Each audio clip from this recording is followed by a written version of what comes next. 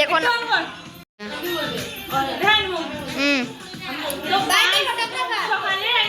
দুপুরের আইটেম আছে অন্য কিছু, মাতারা করছে রাত্রের আইটেম অন্য কিছু, এটা নেবে আমরা দেখুন গাইস। তো গাইস আজকে লুচি বানানো হবে। এই দেখুন এখানে সব রেডি হয়ে যাচ্ছে আস্তে আস্তে। দেখুন গাইস,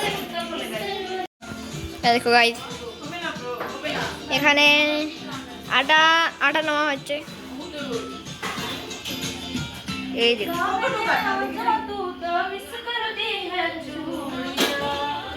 কি করছে এরা।